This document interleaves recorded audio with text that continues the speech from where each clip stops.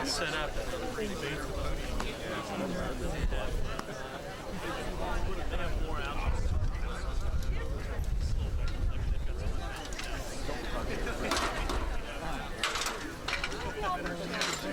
Thanks, Mark. Well, I have an excellent I got one. Like, this is scary.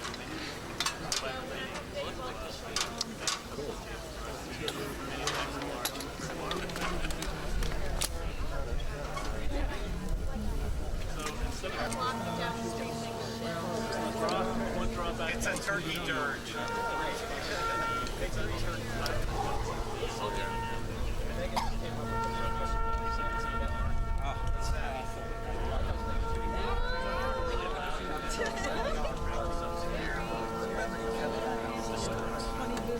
It doesn't quite get started.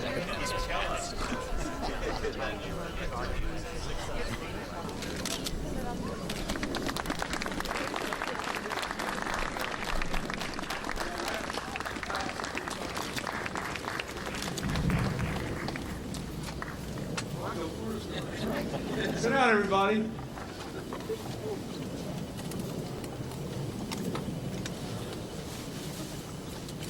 I want to thank Secretary Glickman and National Turkey Federation Chairman Jerry Jerome and President Stuart Proctor for being here. And I want to welcome the young people who are here, especially those who are from the Boys and Girls Club of Greater Washington. I am, what's all that noise up there? What is it? Somebody sounded like another turkey that fly down here. I want to thank the National Turkey Federation for once again donating this year's Tom Turkey. This is the 8th I've had the privilege to meet and set free in the Rose Garden. I'm told that Jerry the turkey traveled all the way here from Wisconsin, proving that the cheese state is about more than good cheese. Also, I might add, about a very well-behaved turkey. Tomorrow we will celebrate the first Thanksgiving of the new millennium and the last one of our presidency. As Hillary and Chelsea and I sit down to our dinner, we will give special thanks for the privilege it has been to live here and to serve for the last 8 years. It's still a bit of a mystery when exactly the first Thanksgiving was actually held. Some say it was in 1513 when Ponce de Leon landed in Florida. But the expert opinions about that are divided, and the recount is still underway. Others say it occurred in 1541 when Francisco Vasquez de Coronado arrived in the Texas Panhandle. Some conspiracy theorists say neither of those are true. The most popular story, of course, and the one all of us learned as kids, is that Native Americans and Pilgrims shared a feast of thanks to celebrate their first harvest in 1621, soon after the Pilgrims arrived in Plymouth, Massachusetts. It was a famous meal of maize, squash, and venison, and lasted 3 whole days. Now that would take a lot of turkey. But no matter what its roots, Thanksgiving is a tradition that has been celebrated in this country since our beginning. George Washington was the first president to declare a National Day of Thanks in 1789. And Abraham Lincoln made a tradition a permanent one in 1863, in the darkest days of the Civil War, because he recognized, as he put it, the blessings of fruitful years and healthful skies. Times have changed, but the message hasn't. To give thanks for all God's blessings, for our strong families, our spirited communities, and the good fortune of living in our country's most prosperous and peaceful time. I am profoundly grateful on this Thanksgiving that we have now more than 22 million new jobs, poverty and unemployment at record lows, and the highest home ownership in history. The American people worked hard for these results, and I hope they're thankful for them as well. We should also be grateful for the strength of our democracy and the freedom we enjoy. thanks to the courage and patriotism of our men and women in uniform, and the strength and abiding power of the Constitution and the rule of law. As we gather around our dinner tables with family and friends and celebrate our great bounty, we must not forget also those who will be hungry this holiday season. That's why it is so important that all Americans, like the young people here today, not only give thanks, but give something back to their communities to help those who are less fortunate than themselves.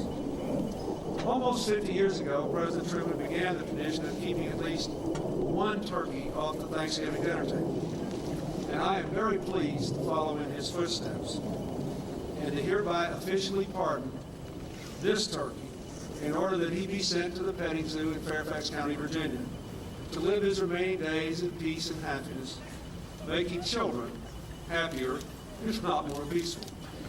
Thank you, and happy Thanksgiving. Let's bring the turkey up. Thank you very much.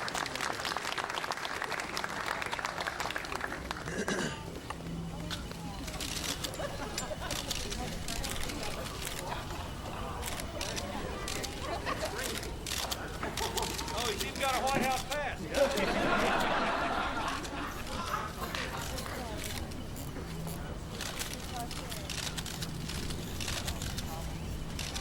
This is the most well-behaved turkey. He is